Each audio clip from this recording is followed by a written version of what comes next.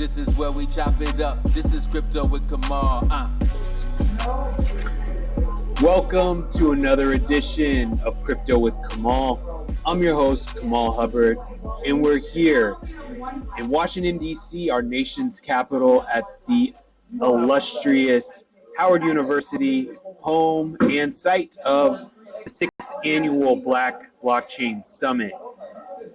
I'm doing this show in collaboration with ICP.Hub North America. They are a major contributor to the Internet Computer Protocol. And I'm here with CJ, the smart guy. Yes, sir. Why don't you tell us a little bit more about yourself, CJ, and what you're doing here? Awesome. So I'm originally from Southern California. Okay, awesome. Moved to Houston, went to another HBCU, Texas Southern University. All right. Illustrious Texas Southern University. Tigers, baby. Yeah, all of that. And I graduated finance and accounting. Okay. Took a job working for the railroad. It was a railroad that Warren Buffett had just bought.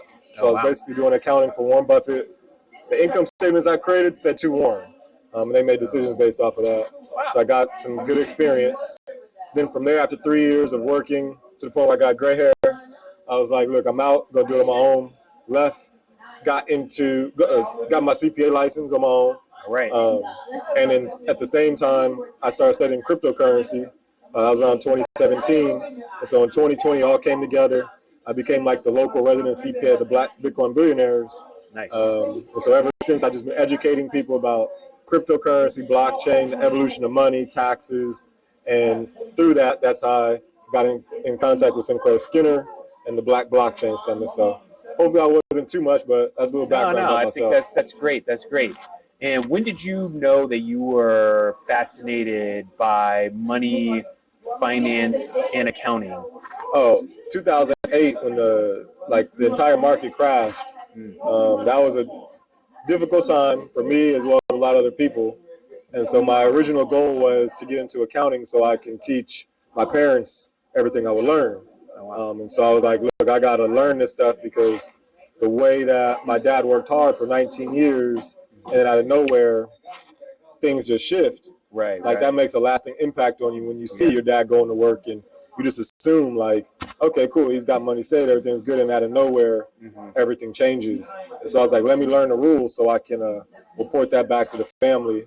It wasn't that I ever liked accounting. I just felt like I needed to learn it in order to be great. And so I double majored in finance and accounting. I love finance more, but what you go invest if you ain't got no money? And so accounting teaches you the rules so that you can make the money. And then once you understand it, then you can use finance to make more. Do you find that people who are in crypto are intimidated by taxes and doing their taxes? I feel as though less of them are intimidated. I feel like more of them are rebellious. And that can't be taught. That's a big thing. That's one of the main reasons I come to these conferences. And I try to educate people. Look, the IRS, they just beefed up their funding. Originally, it was 87,000 new IRS agents. I think it got slimmed down to 77,000. They've got a multitude of groups right now that are being created. And in the Inflation Reduction Act, it talks about the vast majority of it's going to be paid through additional tax enforcement in cryptocurrency. And so you're starting to see that stuff play out. And so there are some people that are intimidated because it is difficult, but more than anything else, they're more rebellious and they're just like, I lost it on a boating accident or things like that. And I'm trying to let them know, look, you're literally going against the government right now. If you're ready for that war, it's not my responsibility to say anything. I'm not going to. Right. But just know what you're getting yourself into because they may not be able to confiscate your Bitcoin. They can confiscate you. Yeah, so, your livelihood. Your livelihood. And, well, nobody wants that. I think most people are trying to get into Bitcoin to have more freedom, more economic freedom. And so what are some things that you try to do to at least change people's mindset around taxes as it pertains to crypto to make it seem less difficult or less intimidating? I teach them how to legally avoid paying taxes. That's the first thing I teach them. Okay. So, for instance, like what most wealthy people do, they buy assets, they watch them appreciate. And unfortunately, in our community, a lot of times when the assets appreciate, we sell it immediately because like, oh, we made some money. And then they forget the tax side. And so what I'll tell them to do is, look, don't sell it, just borrow against it. And in the crypto space, just like with any other asset, there's different strategies. Right. So like if you buy a house or a property and you take a loan out against it, but the property value goes down, you may have to pay some money, and if you can't pay it, they may take the property.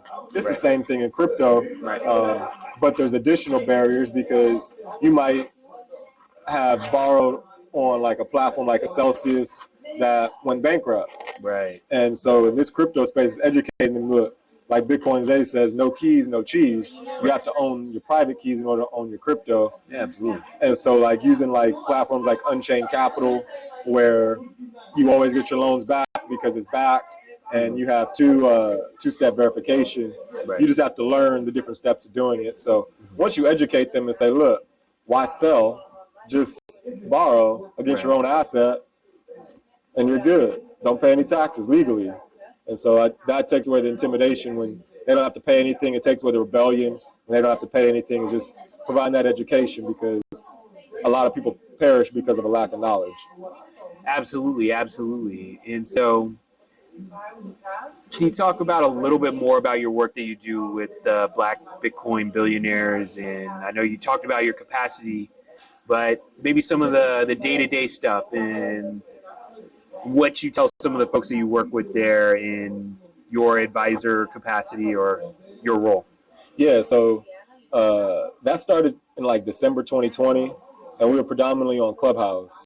And it was like a real fun time because you just had a whole bunch of people that were in the space just talking and, you know, all that. But what happens is the people who actually know what they're talking about naturally rise to the top.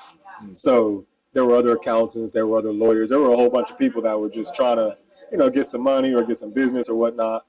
But if you don't know what you're talking about, you got eliminated pretty quickly.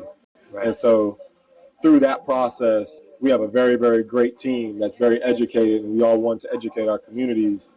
And so I won't say that it's like a job where it's day to day and things like that. I think more it's just a spirit, it's a mindset. At any given time, you know, when you hear somebody talking about it, you just want to listen and see if they got the right information or, you know, where their mindset is. And if you see they're talking some crazy stuff or they're trying to hurt the community, it's just, hey, stepping in and, you know, if not correcting them, providing the correct information so that, you know, we're all learning the correct things. Because unfortunately, there have been a lot of people who have gone on TV. There's a lot of people who intentionally hurt the community. There's a lot of people who just try to take money out of there.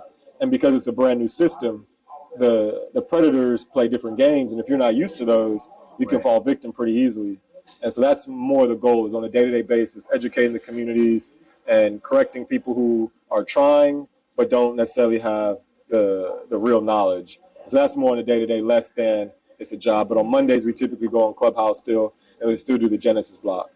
Okay, cool. So Genesis block on Clubhouse every Monday. What time?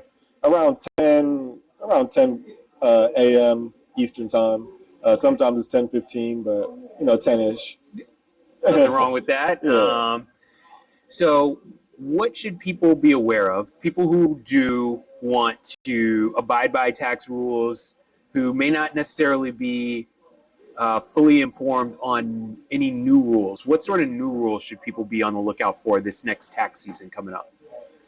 So that's a big question. So first, the recommendation is to double check your tax returns from 2019 to 2022 to make sure that you're checking the box yes, that you've been involved in cryptocurrency or digital assets if you've been involved.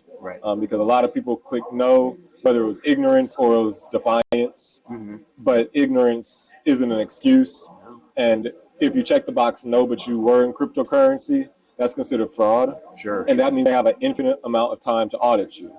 So, you know, if you just check the box yes, it at least takes that fraud and evasion off the table. And so that's the first thing I tell people, is just double check those tax returns. Make sure you check those boxes yes. 2019 was on Schedule 1. 2020, 21, and 22. It's on the very first page of your 1040. So you can just double check on that. And then when it comes down to some of the newer rules, I believe this is the first year that the S corporations, which is a Form 1120, they're going to ask that same question that they do with individuals.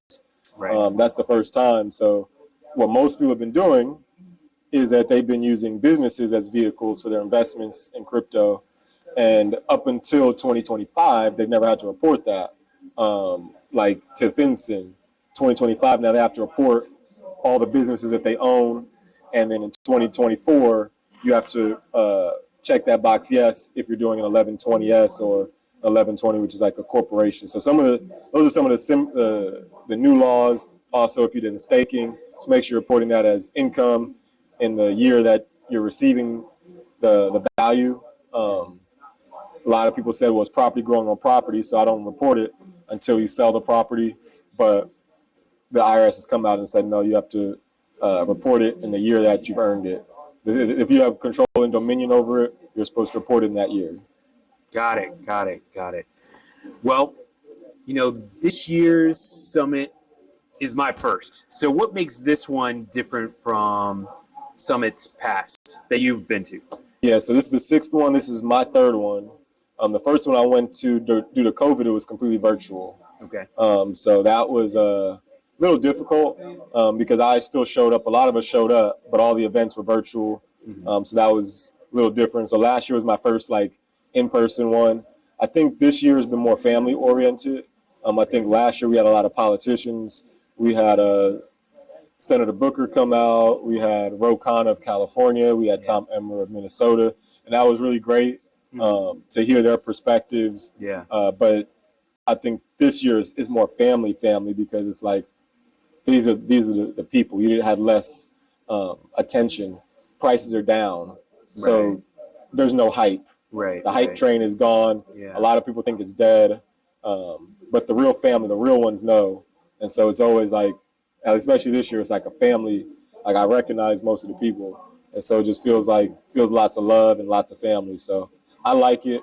But once that bull run comes, whenever that day shows up, I know that the blockchain summit is going to grow into probably quintuple the size of this year. Well, so that being said, before that happens, make sure you do what you need to do tax-wise. How can people, if they may be unsure or want to ask you a question, how can they find you to get sage counsel and advice in these matters? Yeah, for sure. So you can find me at CJ the Smart Guy across any platform, Twitter, Instagram, YouTube, LinkedIn, pretty much everything. Just make sure there's no extra spaces, no extra letters or numbers or underscores. There's a lot of scammers out there. So I know on Instagram I got the blue check. I haven't paid for it on Twitter. But CJ the Smart Guy is a great way. And then if you're like, I'd rather just email you, could just do cjthesmartguy@gmail.com. Don't put any personal stuff on social media or on email. Just reach out to me. You can also go to cjthesmartguy.com. And in there you can view my contact information and things of that nature. But I try not to put any personal information whatsoever through digital unless it's through my portal, because safety is important. We want to make sure we protect our assets, whether financial or whether it's informational, such as social security numbers. Please don't put your social security number on any social media. Just reach out to me and we can set up a meeting. Definitely don't do that, folks. Well, there you have it. If you guys have any sort of tax questions, I would direct you to CJ because he is a very smart guy. And with that, don't just make it a good day, make it a great day. Great day with crypto with Kamal, and we'll catch you on the next one here at the Black Blockchain Summit. Thank you, Kamal, for having me, man. It's been Thank you, great. CJ. Yeah, fellow Tiger. So yeah, there we go.